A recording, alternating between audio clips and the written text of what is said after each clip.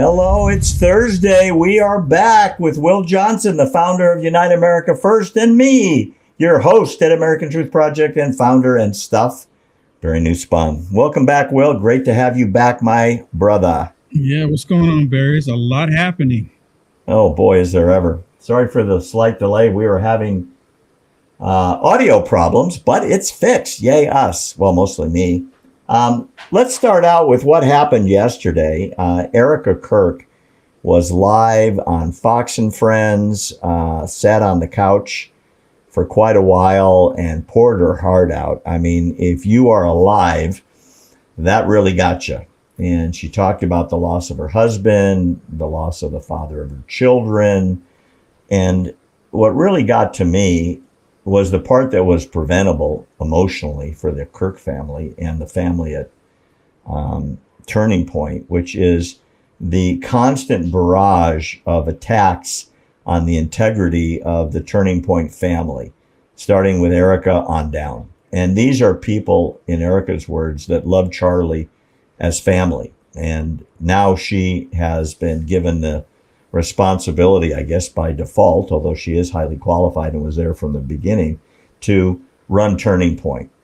And the one thing she made very, very clear over and over and over again was that the constant, unrelenting attacks on the entire Turning Point family about who killed Charlie Kirk really, really, really emotionally is getting to her. And she looked right in the camera and she said, "I'm talking to you."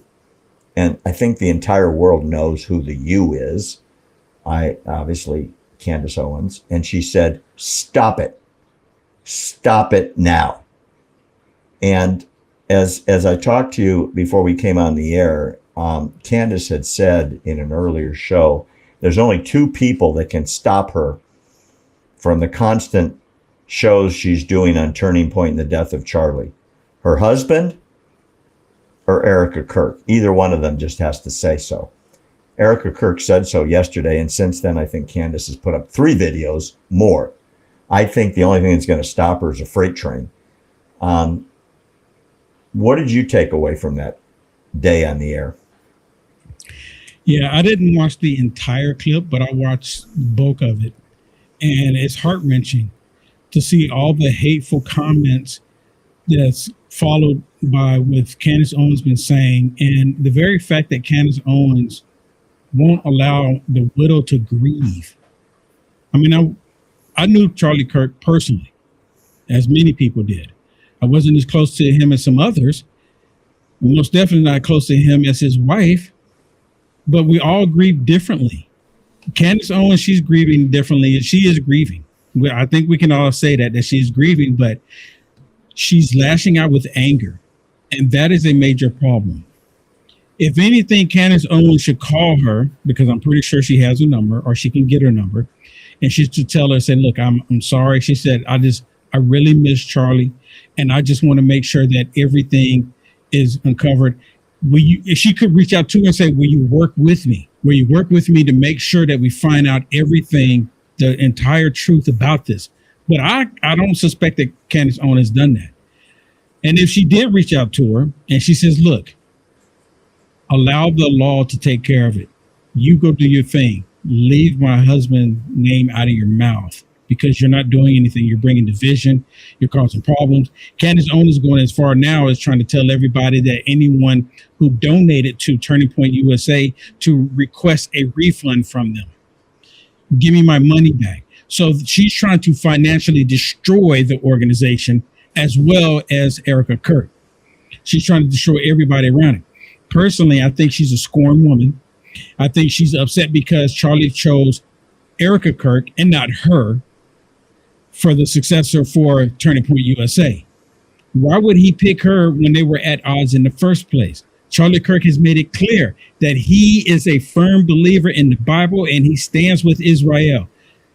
Candace Owens rejects Israel. She hates Israel. She hates Jewish people. And she's made that abundantly clear. So why would they do anything different?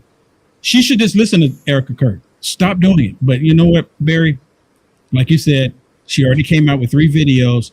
trashing Erika Kirk, trashing Point USA, and she's not going to stop it. Why? Because she's making money from it. All well said, and a very good summary. I would add to it, as we just showed her picture, and boy, you could see the pain in her face when she was on the air. Erika mentioned that, you know, the more shows are put out, the more money these people are making, and it's primarily Candace. And yeah, some people have speculated it's in the millions with that many views on a daily basis. Yep. You know, monetized at YouTube, TikTok, Facebook, Instagram, plus sponsors. It's a lot of money. So every day it's something else, you know. There was a very, very good point from a legal perspective. And Erika made a point of this yesterday. There's an investigation ongoing right now. And to the extent that evidence is put out into the public and opinions, it's going to taint the jury pool, right? So this guy, Robinson, who is in jail, accused of the murder, they found his fingerprints everywhere. I know there's about 1 billion stories about what could have happened, what did happen, who helped, and all that. But the fact of the matter is, if they try this guy, the defense will get him off if they can't get an impartial jury. And, you know, one of the questions they ask in what's called voir dire, which is when they question the jurors trying to find out, do you have an opinion? Well, yeah, I do. I think you did. Okay, you're out. Yeah. Next, do you have an opinion? Oh, I'm sure he did it. Here, you're out, right? They have to have impartial juries. It's guaranteed by the Constitution. The more evidence that's out there, the more that becomes impossible. Number two, Erika Kirk made a really interesting point that Candace is demanding to know where Charlie's buried. And Erika said, give us the piece. That's a secret. We're not going to disclose that because there's crazies out there that'll defile the grave. Oh my God. They will defile the grave, which is sacrilege. Yes. You protect a grave, right? And the idea that would be public knowledge, blah, blah, blah cemetery and grave number 26. Oh my gosh. Can you imagine the pain that would cause? Yeah. You know, that's the part that I was missing when she was saying, give us this one thing. Give us peace with this one thing. And that's what she's referring to. You're absolutely right. They would go spray paint. They would throw trash. They would throw feces. They would put rainbow flags. They would put trans flags. I mean, seriously, they would. No, you're right. I totally agree with you. I'm laughing because it's so crazy. Yes. That Candace is demanding that. Like, there's no body, you know, or there isn't a grave. The reality is you give the dead the dignity and the family the dignity to have that privacy. Yeah. Can you imagine the pain that would cause on top of the pain that it's already caused? Oh my gosh. Horrific. Yeah. Absolutely horrific. Because I'm sorry, especially when you go there, because you know they're going to go on the anniversary of it. They more likely will go on, or at least they'll go on his birthday. If nothing else, they'll go on his birthday. And we're in the holidays right now. I can't even imagine what it's like losing a loved one and you Thanksgiving, and now you have Christmas. And you know, I would go as far that he say that he would probably even celebrate Hanukkah, right? Because his love for Israel would not surprise me at all. But we're in the holiday season right now. We're in the holiday season. She doesn't have her husband. So she's grieving. It hurts even more during the holiday season when your loved one's not there with you. So they want to have that one thing that they can keep between them and the family. And she wants to ruin it. Oh, yeah. And she's 100%. making a conspiracy theory out of it. Like, oh, he's not there. They did this. They would that, blah, blah. No evidence of anything. And she's probably on there telling everybody this is what they've done. This is what they did. Really, where's the proof at? 100%. You know, we've got to take a deeper dive into the volume of conspiracy theories that Candace Owens has put out about Charlie Kirk. I've made a list, and I think it's going to blow you away because one at a time you can deal with it. But when you see the list, and you're going to hear it in a second, I'm sure you know all these. It is so voluminous that at a certain point you think, as a logical adult human, who's buying this crap? Every 2 days, it's somebody else. Here's the list of what I came up with, okay? This is according to Candace Owens, who's responsible for the death of Charlie Kirk. And there's one name I want to make it clear that's not on the list, which is Tyler Robinson, the guy in custody, the guy the FBI says did it. His fingerprints are on the gun and on the towel, on the trigger, and on the bullets, and his DNA. So he's not on the list. She's sure he didn't do it. Here's her list. The French government, specifically Emmanuel Macron and Brigitte Macron. Number 2, the French Foreign Legion. There's something called the 13th Brigade. They're mercenaries. They go to other countries. They get hired to fight in wars. The GIGN, the Gendarmerie Intervention Group. They're like the assassins of the French. Israeli operatives, specifically Benjamin Netanyahu, because she's got this theory, contrary to what you said, that Charlie was abandoning Israel, even though every single person at Turning Point, including his producer, have said that's not true. Jewish donors who, according to her, were pulling out of Turning Point and killed Charlie over it. Next, the U.S. government, the feds, the FBI. That's 3 different ones. Next, the deep state, specifically the CIA, wanted him dead. Why? She doesn't say. Next, this is where you get real crazy stuff. Turning Point USA executives and leadership, including Tyler Boyer and Andrew Colvett, Charlie's best friends since the beginning of Turning Point. They killed him. Erika Kirk.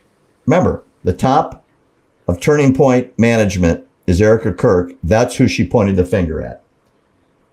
Blake Neff, his producer, who literally was in tears when he put out the video last week announcing they're going to do the live stream next week to answer questions.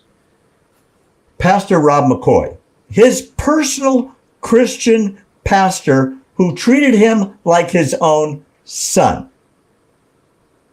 And our producer has been to church with Rob McCoy, who he says is an unbelievable preacher of the gospel. Josh Hammer, a Jewish author and influencer. Pierre DuPont and the DuPont family. I don't know why. Stacey Sheridan. I don't know why. The Freemasons. I don't know why. Bibi Netanyahu personally and Yahoo. Here's where it gets really goofy, because Erika mentioned it yesterday on Fox and Friends in the morning. Egypt and the Egyptian plane operators who seem to be following Charlie Kirk and are now following Candace Owens. Anti-Christian forces. People wearing maroon shirts in the crowd during the shooting. TP USA associated influencers like Alex Clark. And the last one, U.S. military sharpshooters. Now, every single one of these assassins, she's put out at least 1 or 2 videos on it, saying she has the receipts. And for those of you that don't speak current language, I didn't even know this was a term. You bring the receipts, that means you bring the proof. I got to ask you a really direct question. I've just listed, 16 assassin groups, all of which she sure did it. Or just asking questions. Has she ever brought one receipt proving any connection of any of these groups or individuals or governments or agencies or secret, whatever you call them, conspiracies to kill Charlie? Anything ever? I've never seen anything. Nothing. And one person that you did not put on the list, which she actually said that was behind the assassination as well, President Trump. Oh, my goodness. Thank you. You're right. Yeah. Yeah. Remember, she said, if they name a street after you, that means they killed you. I forgot. Yep. That was a good one. Yeah. So right there, the cuckoo's nest is full of one cuckoo bird, and that cuckoo nest is only a couple of branches. And I wouldn't be surprised if her next one will be, was it 3-Eye Atlas? Have you heard about that, Barry? Oh yeah, the comment. We're not going to get into the whole UFO thing, but 3-Eye Atlas, I think they're actually the ones behind the assassination too. If you can ask Candace Owens, might as well be, right? For those that are watching that don't know what 3-Eye Atlas is, I encourage you to go look it up. It's something out in space, and they're questioning it because it started speeding up when it didn't speed up without the gravitational pull of the sun, and they're questioning why did it speed up. But anyways, she listed President Trump. So they're bringing in the assassin. Is that what you're saying? Well, they're actually on their way back around to pick up the assassin and fly. Oh God! They dropped him off on the first time, and they're around the sun, and they're going back. Yeah, Makes a lot more. Now it makes sense. Well, I got to dispute one thing that you said last week. Okay. I've been thinking a lot about this. First, I got to validate what you said, and then I got to disagree with you. Okay. You said she was jealous because she expected to be brought back into Turning Point. And I've talked to some people on the inside that you know who I'm talking about, who said that she hasn't really been connected to Charlie since 2018. That's an extremely long time. Okay. So the idea that she would expect, oh, Candace, come back. Charlie's gone. We want you to run Turning Point is nuts. But you're right. There could be a certain emotional feeling of rejection. I give you that. Okay. However, here's where I dispute it. She's making so much money now. And various people have estimated that know the algorithms and how much you make by how many views and how many reviews and how many retweets and how many forwards, how many shares. All that stuff, you can look it up on any of her videos. They're saying she's making millions. Okay. And the crazier she gets, literally on air, on the microphone, looking right at the camera, the more money she makes. I got to feel like she's fallen into this trap where the money is just raining on her. I mean, it's fallen out of the sky. And I don't mean dollar bills. I'm talking about $1,000 bills, right? Raining money on her. And then, nobody follows up on anything. She said she couldn't go to the funeral because she would be assassinated. She said she couldn't go to Turning Point because, I'm talking about for the show on Monday that they invited her to. Remember, she said anytime, anywhere. And they said, okay, Monday in Phoenix at the table. She said she couldn't go because her only requirement was that she wouldn't be assassinated. And then she said, well, I can't go because I could be assassinated. There are people posting pictures of her at Dollywood, Dolly Parton's amusement park in Tennessee, walking around with her kids, snapping selfies with everybody, no bodyguards. Out in public, it's basically Disneyland in Tennessee. Yeah. And if you were afraid, would you go out in public where there's 100,000 people with no protection? Of course not. I think it's the money. And the crazier she appears to be on camera, the more the sky is raining money, baby. I mean, I see your point. But I think my whole point in this is that she's a scorned woman, and her pride, publicly, her pride sets in. So you can make $1 million a day, but when her pride sets in and they didn't come to her, this is the way I see it. I'm not saying that I'm right about this, but the way I see it is that she got upset because they didn't come to her and ask her to fill that position, to fill that void. So her pride set in. She's jealous. She's angry. Why do you go through so much trouble? She's making, but then again, it could be a ploy for her just to go ahead and continue to do this because the money is just rolling. I mean, they're probably bringing dump trucks of money, just dumping it off. She's probably swimming in it when she gets off the camera. Just probably swimming in it. So it could be a double thing, but it's the same thing when it comes to President Trump. She's been saying pretty nasty things about President Trump here lately too. And ever since President Trump went back in office, especially when he went back in office. Why? Because I believe that she wanted a position. I mean, there's other people now, without us getting deep into it. Marjorie Taylor Greene, another prime example. She wanted President Trump to answer her phone call. She wanted to be part of the cabinet. He rejected her. Now look what she's doing. She's running on to the View. She's what, 30 million plus now after becoming a politician?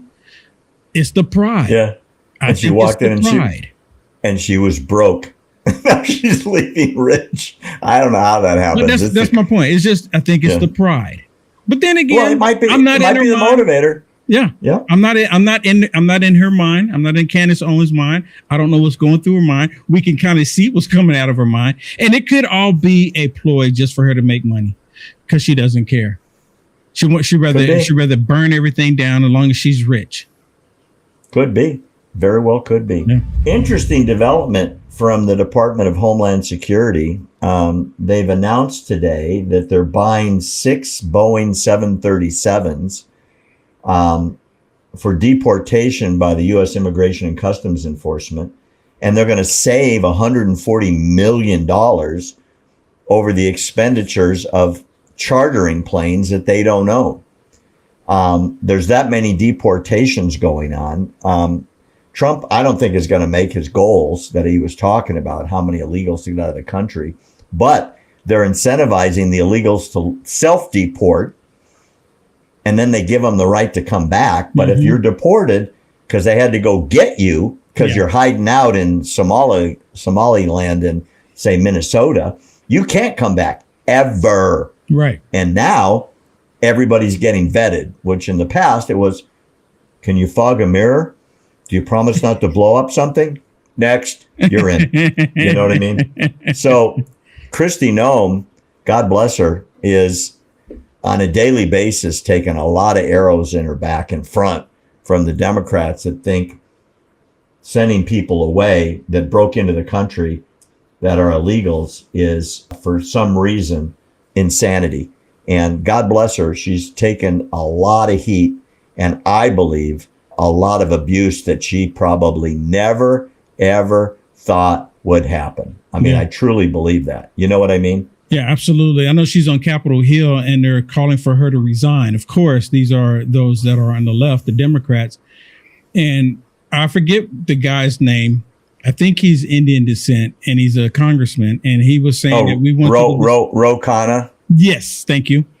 He's asking for her to resign. And she says, you know, the very fact that you're asking me to resign means that I'm doing a good job. And I take it as a compliment. Good for her. I'm going to ask you to drop the mic on him. Yeah, kaboom. I love it. I love it. Before we move on, I want to mention one of our sponsors, the Wellness Company. I actually take some of their stuff. If you're protecting your health and that's what matters to you, the Wellness Company is available. Use code Barry15. You save 15% off your order, and you can reorder with the same discount. Wellness Company, Barry15. Save 15%. As we move on in stories, one of my most unfavored elections in recent American history is the election and the new administration being formed by Zohran Mamdani in New York. He just announced somebody on his transition team that is absolutely terrifying.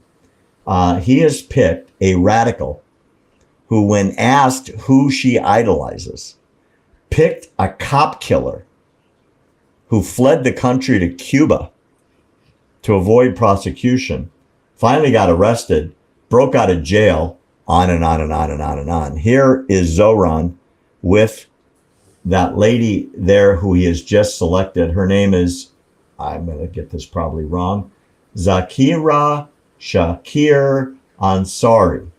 She is the co-executive director for the Alliance of Quality Education.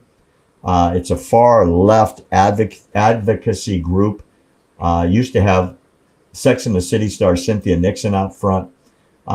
She was asked in an interview who she would want to spend the afternoon with, picking anybody, past or present. Anybody. You know, like Eleanor Roosevelt or, you know, the First Lady now as an example, or anybody in history. And she picked Asada Shakur. That is a murderer. She was convicted of slaughtering a New York, Jersey state trooper in 1973. They were members of the Black Panthers and the Black Liberation Army. She was found guilty of murder. They busted her out of prison, hijacked a prison van, on and on and on. She fled to Cuba in 1984. They gave her asylum. She described herself as a 20th century slave. She was on the most wanted list, the first woman to ever make that list. The families of the people that were killed told the New York Post that they're horrified. Horrified.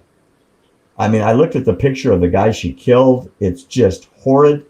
And this guy picks her. Unbelievable. I mean, it's like this revolutionary government that he's forming of revolutionaries that hate America, obviously hate Jews, Yep.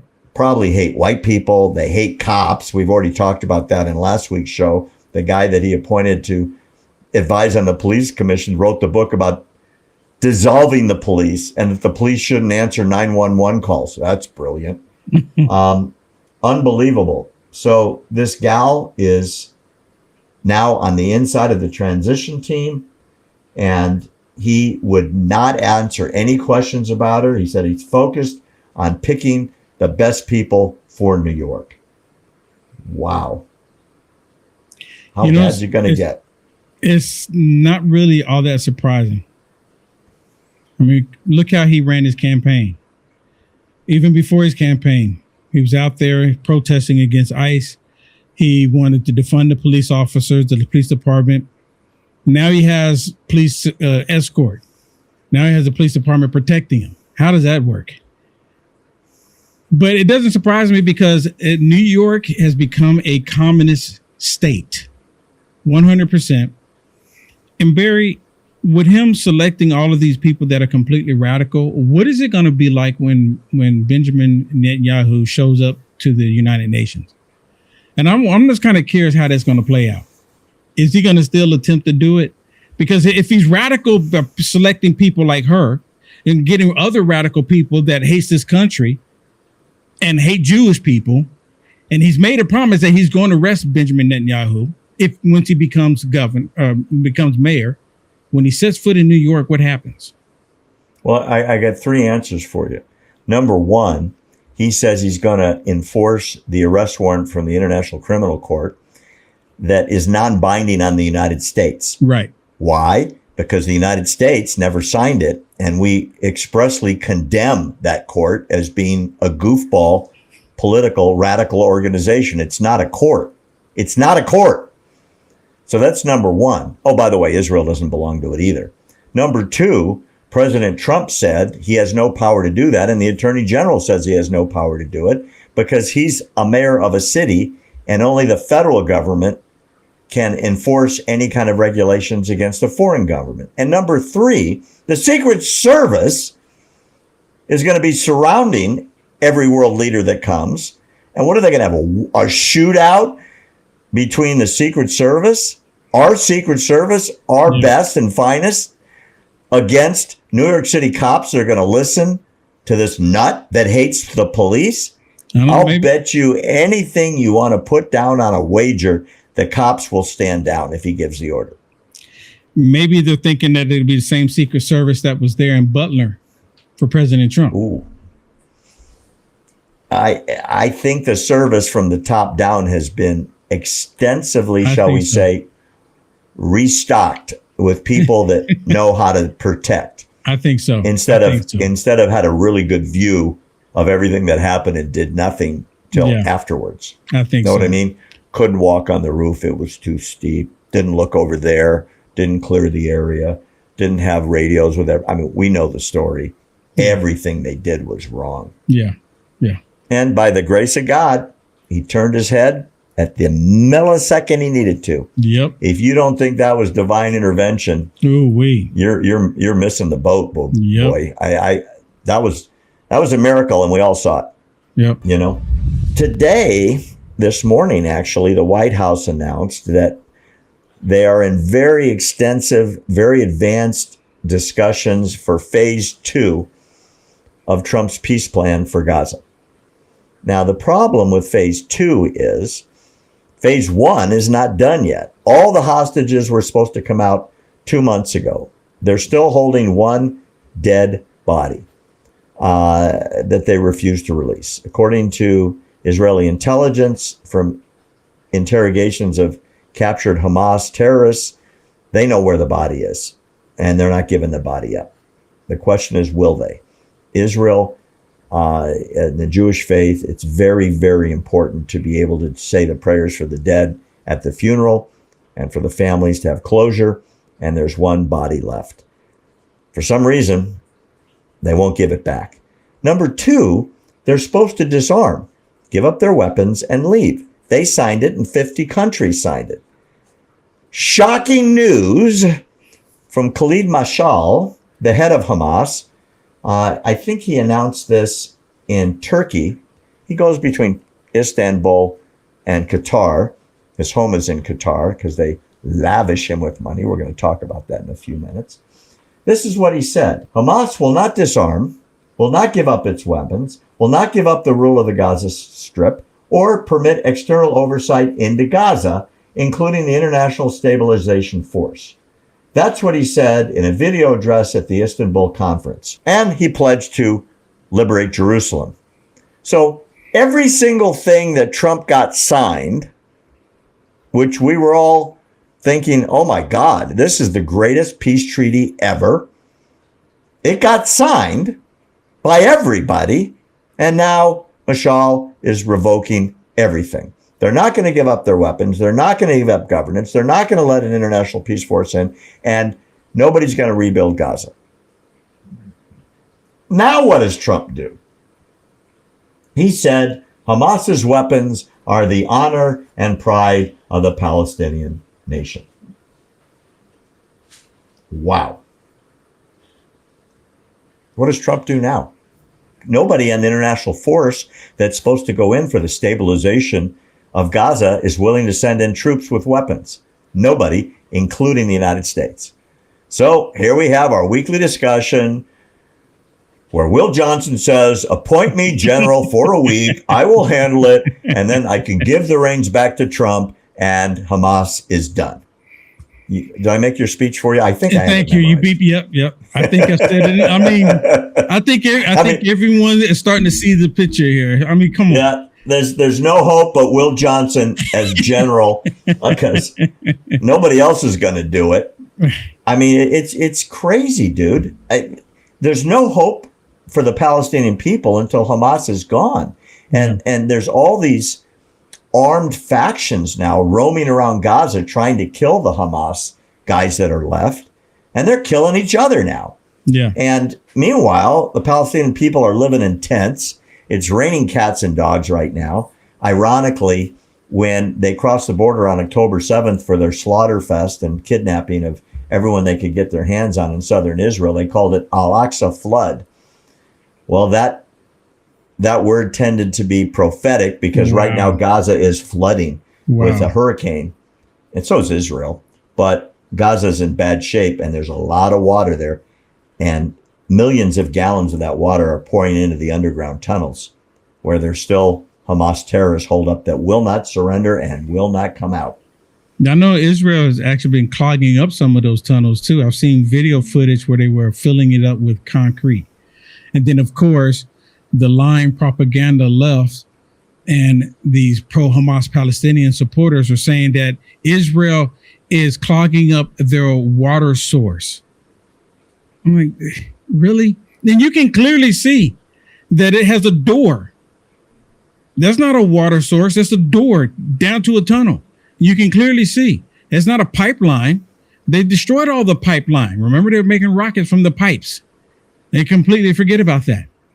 They're filling it up, but nonetheless, Israel, as I've said multiple times, Barry, Israel, stop playing around. But I said this many times too. Israel is a sign of strength because they could just go out there and just, okay, we're done. We're done. We've had enough. And then go ahead and let the world community scream and cry about it because they're going to do it regardless. They could do it, but they hold back, and they constantly hold back, and they constantly hold back. And in fairness, they're being held back. Trump is making speeches, and our ambassadors are making speeches, and the UN is making speeches. I can't deny it. Blah, blah, blah. You can't finish the job. Look, and people make this comparison all the time. In World War II, by 1941, something like 11,000 Nazi missiles had hit London. I mean, London was destroyed. Thousands dead from Hitler's V1 and V2 rockets. And what did Britain do with the United States' help? Destroyed Germany. Bombed it into the Stone Age, right? Yep. Like in Dresden, they set monster fires that burned for weeks. Thousands, hundreds of thousands were killed. The Germans lost untold numbers of people, and Winston Churchill was the hero of the world. Hamas has launched 3 times as many missiles into Israel as Germany launched into London, plus invaded the country, and Netanyahu's a war criminal. Wow. And not allowed to win. Yeah. And like you said, they could have won the war in a month if they were allowed to. Yeah. But they weren't. Yeah. It's the most frustrating thing. I'm unbelievable. Frustrated with it. Yeah. So am I. Believe me, from all the way across the ocean, I look at it and I think, you're right. Nobody listens to me every time I suggest Will Johnson for General of Israel. Just for a week. I know. I said you'd do it for nothing. Yeah. I mean, I'll be happy to do it for nothing. We could do a GoFundMe. Yeah, just give me. Just make sure I get some Israeli food. I'll be good. Right on. Then you can go see Church of the Nativity. You can go to the Holy Sepulchre. You could, and when I get done, it'd be peaceful. Cross.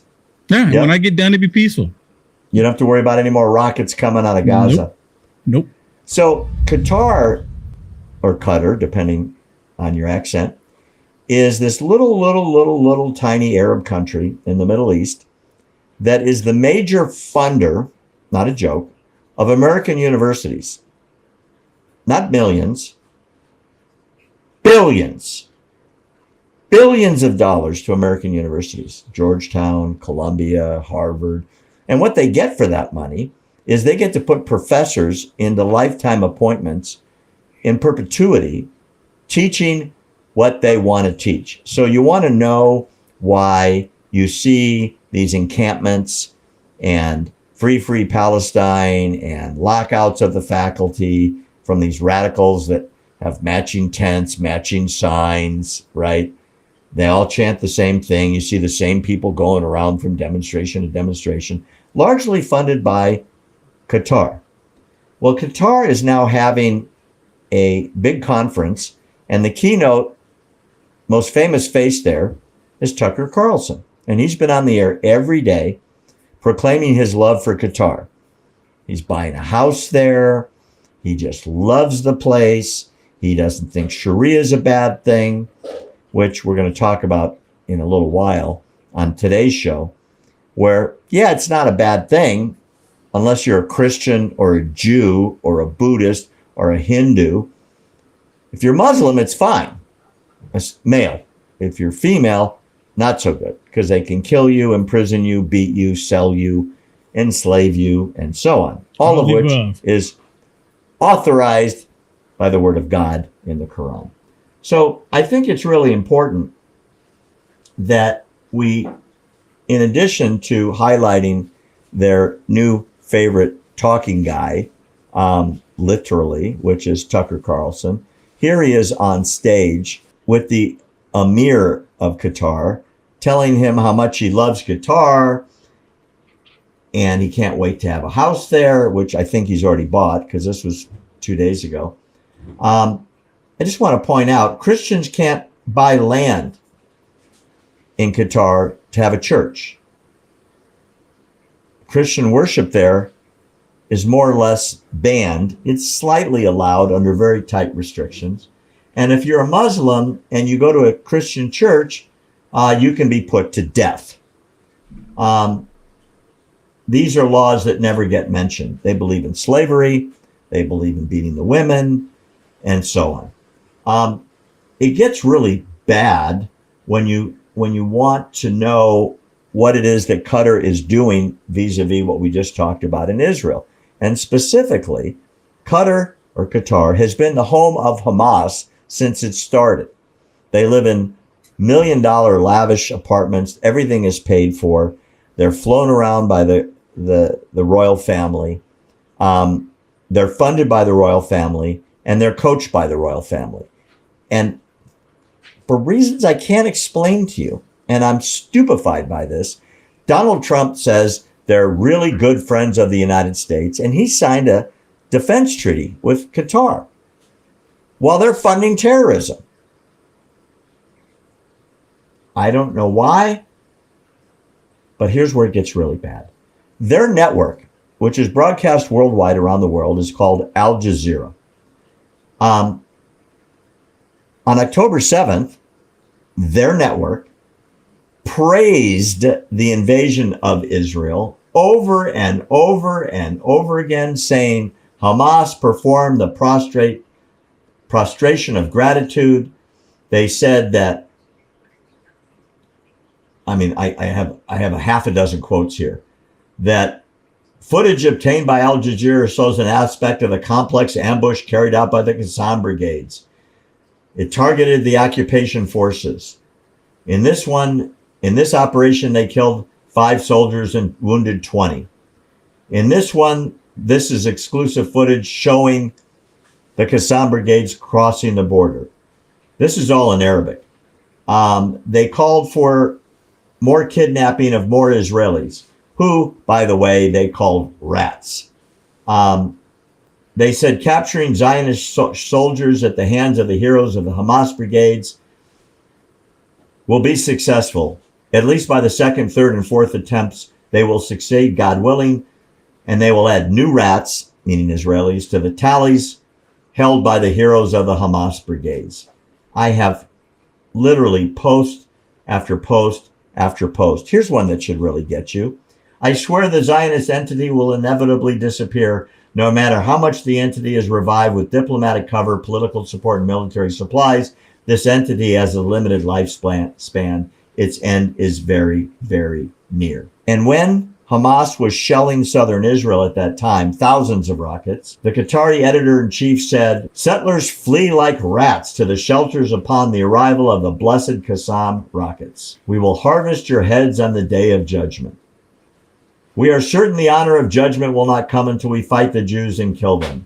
We feel no despair or hopelessness despite all the pain, wounds, and bloodshed. Are you listening to this? Yeah. This is who Tucker Carlson is sitting down with, which is why people are calling him Tucker Carlson now. Yeah. Because he's become an apologist for a terror-supporting state dumping billions into this, shall we say, renegade terror industry. I'm scrolling through. I have dozens and dozens and dozens of these quotes. And they get worse and worse. I don't want to belabor the point, but Tucker has sold out to them.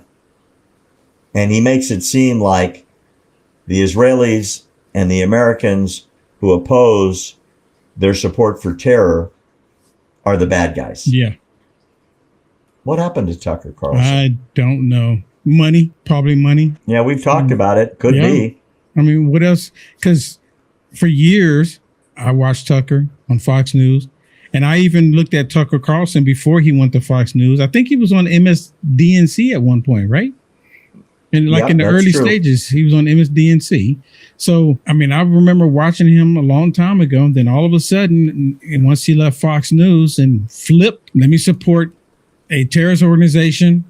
Let me express how much I hate Israel. And it's interesting that the terrorist organization that he's a part, that he's being supported with, they want to destroy Israel. And now he's coming out with these talking points, and it has millions of people, Barry, listening to this rhetoric. Millions of people listening to how they want to destroy Israel. You know, it has to be money. And a lot of it, they funded him they're paying him, and I wouldn't be surprised if he gets some banging deal on a house at half or a third of the market. You know what I mean? Oh yeah. And then he can say, I didn't take money from Qatar. Maybe his company did. Maybe the house was a discount. We may never know. We may never know. However, regardless, something sure is fishy because he has gone over to the other side. Yeah. Big time. Before we move on, we've got a message from a sponsor of ours, Birch Gold. If you're worried about the economy or your retirement, download the Birch Gold Group Wealth Protection Guide. It's free. It shows you how to shield your savings with physical gold. If you go to the link below, you can get your guide today for free. It's something to think about as the economy becomes, well, we're in weird land that nobody predicted we would be in. Things are good. That'll make it better. Birch Gold. I have a story here that I can't explain. CNN used to be super woke. And then management changed. They got rid of a whole lot of the way left correspondents that, I mean, they were way left. Everything was anti-Trump this, anti-Trump that. Trump derangement syndrome was nonstop. And now Jake Tapper, who was left there, has, well, he put out a story that is racist and bigoted and assumptive and so weird and so wrong that the graphic he put on the screen made him a liar as soon as he ran the video. So I'm going to show it to you, and you tell me what you think as soon as you see it. It doesn't take long to figure out his message. Welcome to The Lead. I'm Jake Tapper. After nearly 5 years of investigation, the FBI finally announced that they had arrested a suspect accused of planting pipe bombs near the Republican and Democratic National Committee headquarters the night before the January 6, 2021 Capitol attack. Brian Cole Jr., a 30-year-old white man from the D.C. suburbs, is charged with transporting an explosive device in interstate commerce and with malicious destruction by means of explosion. I saw that the other day. I'm like, you've got to be kidding. And you know what? He doubled down on it. Did you know he Jake doubled Tapper down on it? No, Yes. no. You know what he did? He started talking about how the blaze was suggesting that the pipe bomber might have been a female. And the only reason why the blaze suggested that it might be a female, because he had a little twitch in his walk. So, I mean, well, if you just look at the video, it might be a female, right? Just because they had a little twitch in his walk. That's it. But they didn't say definitely a female, but come on. Clearly a black guy. And Jake Tapper has to label somebody white because they hate white people so much. It's unbelievable. But it doesn't even have, it's not even part of the story. But why does he even have to mention the race of the perpetrator, right? The guy's a terrorist, attempted terrorist, right?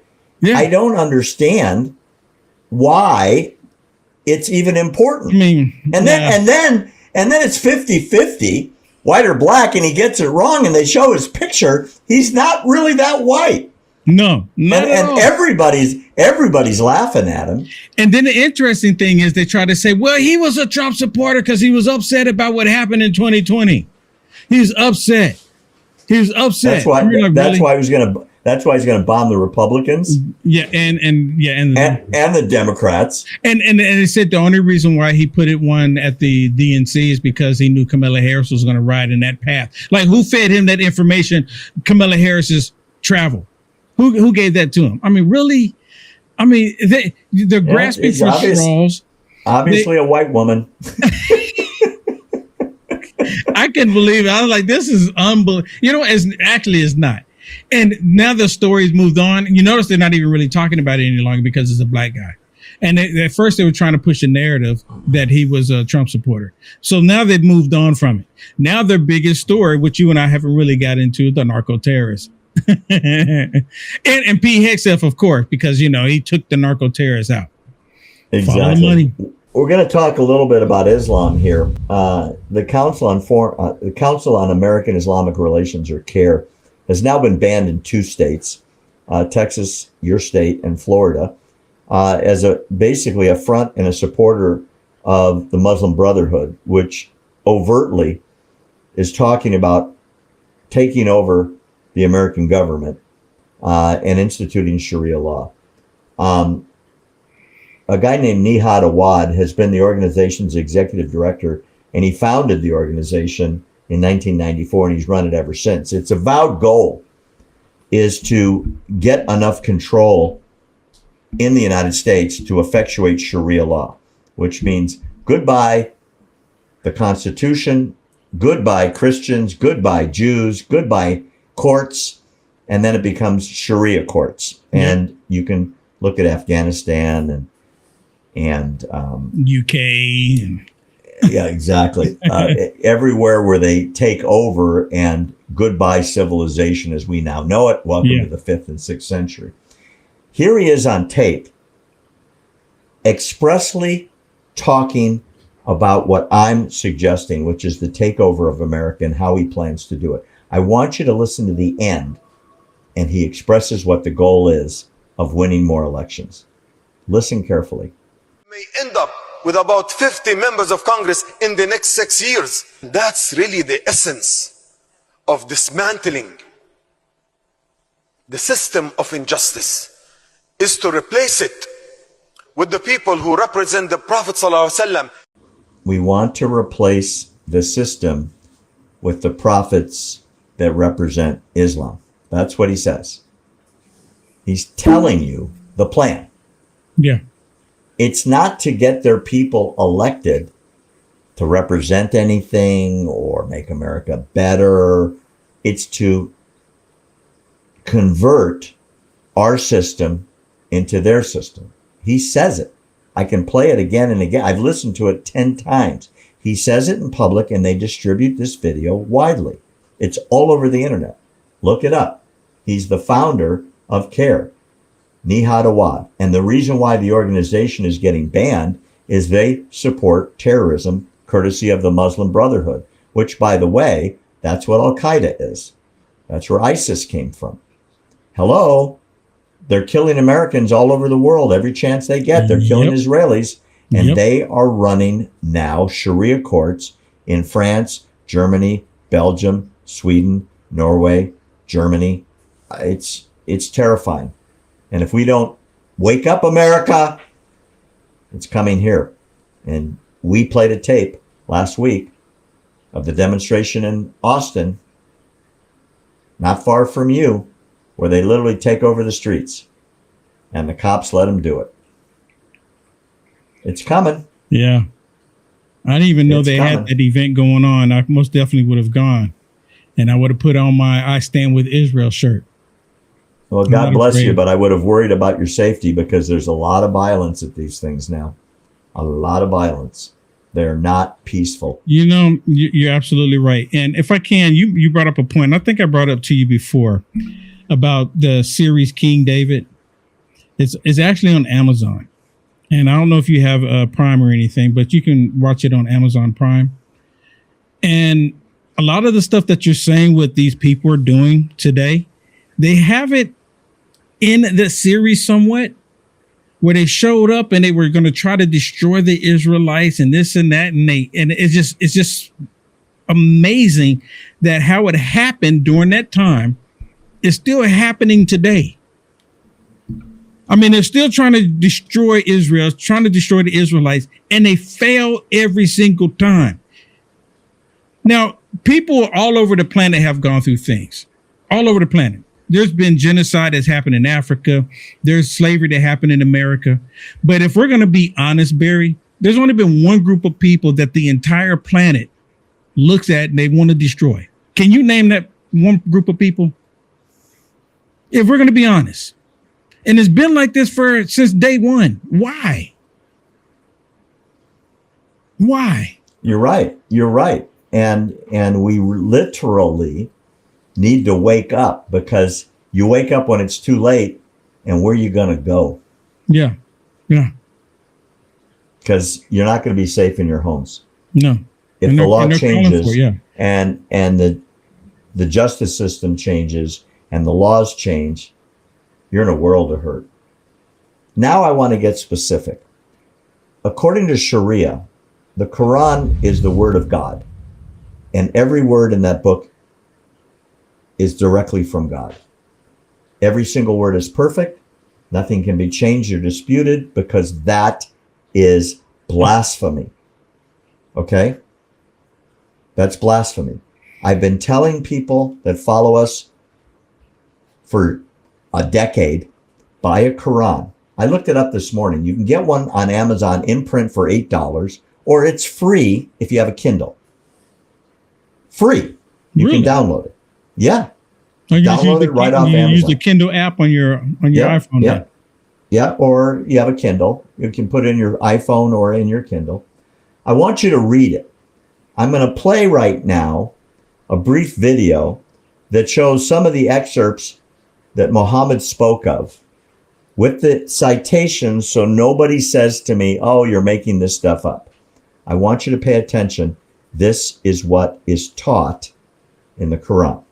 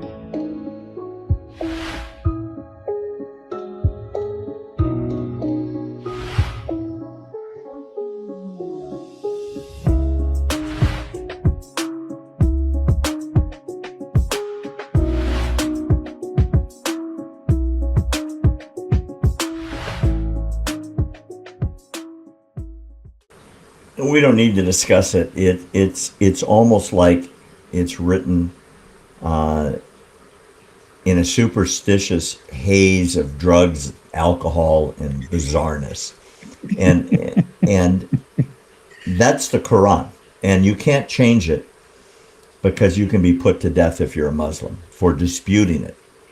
You know what stood out to me out of all of it? I mean, all of it's crazy, but the one thing that really stood out to me is the whole flat earth thing. I did read that in there correctly, right? The flat earth. Because I don't know if you ever look at this, but on social media, they had this whole flat earth movement to convince everybody that the earth is flat, that the moon is just a projection on a dome. The sun is very small and the sun, goes around the earth. There's this whole movement and they're trying to convince people, Christians, to believe that the Bible has been saying that the earth is flat, and nowhere does it say it's flat, but you just proved that the Quran tells everyone that the earth is flat. So their doctoring, their teaching that they're pushing out onto the population is from the Quran. Yes. Wow. Yes. You know what? You convinced me. Yes, you convinced me. you are. I'm going to You go get are. it now. All right. Get You it. convinced Put it me. on your, get it for free. Put it on your phone. and read a chapter a day. You're going to come back to me and you go, oh my gosh, they believe this? You're going to read the instructions on how to beat your wife. You're going to read the instructions on how to trade for slaves. You're going to read the justification that you can take slaves, buy, sell, or kill them. You're going to read that a man is much greater than a woman because a woman's brain is inferior to a man's. You're going to read why a woman has to be covered up, why a woman can't vote, why there can never be elections, and on and on and on. And You're going to come back to me and go, I'm scared to death. Everyone that reads it comes back and goes, oh my God, I'm scared to death. And there are instructions on how to kill people and which people to kill and why you kill them and why that glorifies God's name. I want to hear from you after you've read 2 or 3 chapters. We're going to wrap it up today with one of your favorite political candidates from Texas. She's just announced she's running for U.S. Senate from Texas. I'm referring, of course, to Jasmine Crockett, also referred to as Jasmine Crackpot. Mm-hmm. She's actually highly educated. And when she came to the Congress a few years ago, she was very, very articulate. And you could hear her educated voice.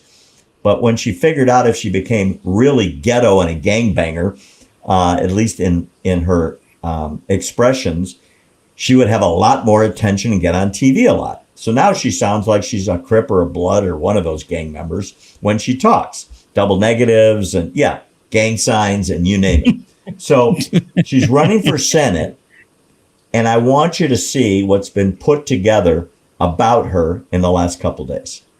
Challenge somebody to go and find a clip of a Democrat invoking violence.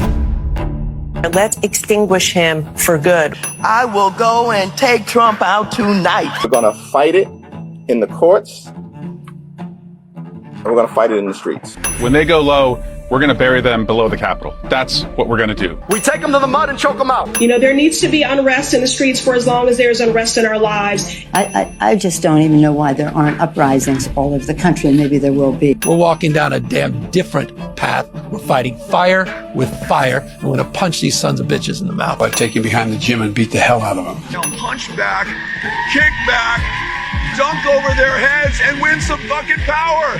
Fight back, punch back, and make sure that they stay down. And you know what? Kick them when they're down because they deserve it. I think that you punch. I think you punch. I think you're okay with you okay with punching. We are at war. And that's why the gloves are off and I say, bring it on. We are not only going to punch you back, but we are going to knock you out. Like we're in a war right now to save this country, and so you have to be willing to do whatever is necessary in order to save the country. Well, I am here to tell you, not only are we going to punch back, but we about to beat you down. And goddamn it, shut down the city! We are at war! When they go low, we kick. Even in states where Donald Trump won big, that it does you any good running away from Donald Trump. I think you need to go back and punch him in the face. Let's make sure we show up wherever we have to show up. And if you see anybody from that cabinet in a restaurant, in a department store, at a gasoline station, you get out and you create a crowd. And you push back on them. And you tell them they're not welcome anymore, anywhere.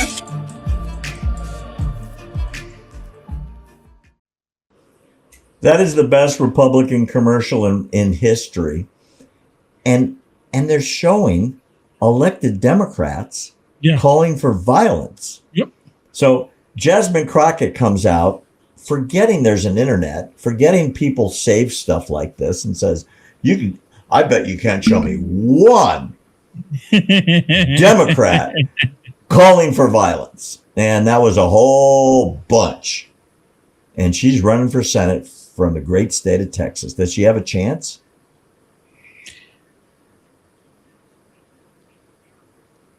We have to remember a lot of people from California moved to Texas. My condolences. I went the other direction. Because I was thinking, like, we're in Texas. It's not going to happen. I moved from California, moved to Texas, and I realized that there's a lot of liberals here. And they have that same mentality of them escaping from California, and they come here and they want to implement the same exact thing, the same reason why they left in the first place. It's liberal logic. It's like, well, we couldn't do communism good in California, but we can do communism better here. Barry, Well, I'm in the state we're of gonna Texas, follow- and I we're gonna- made it a we're gonna- point to do everything I can to make sure she does not win. She can, ooh, it's disgusting to think about it. Oh my gosh, she's so horrible. We played so many excerpts of her speeches in Congress that are just horrific. She glorifies ignorance, and Oh, yeah. she when she really wants to get on camera, she really gets ghetto. You know, And even though I've shown where she grew up, I've shown the private school she went to, and when she was first interviewed, she was all made up. She was articulate. She was put together. She spoke perfect English. Her grammar and syntax were 100% on point. And she realized, well, nobody cares if I'm smart. They want me to sound like, you know, I've got an AK in the back of my truck. And that's the way she talks now. Yeah, probably. You know, she's adopted saying that black people shouldn't pay taxes. She adopted that theory, or that idea that black people should not pay taxes, and it'll be a form of reparations. She says she got the idea from a Hollywood nut job, but she's adopted that. And the reason why she's doing that is because Madami ran on free stuff for everybody. Free stuff for everybody. So it's going to, in her mind, she thinks she can repeat the same thing here in Texas. But the people here in Texas, look, we work. We work. What are you talking about? And how is it not discrimination against a whole group of other people, Latinos, Hispanics, if they're the same, you know, white people, Asian people? You still have to pay taxes. Actually, we're going to increase your taxes because, you know, the black people, they no longer have to pay taxes. So you have to pick up the slack somewhere. She's going to lose votes just simply on that, at least here in Texas. Now, if she moved to California with that rhetoric, she'd probably win. She moved to New York, probably win. I don't know why she doesn't move to one of these states. If any place, she should go to Illinois. They'll love her there. Oh man, I don't think Texas is going to fall for this rhetoric. I don't. And this I'm a gangster and I lie and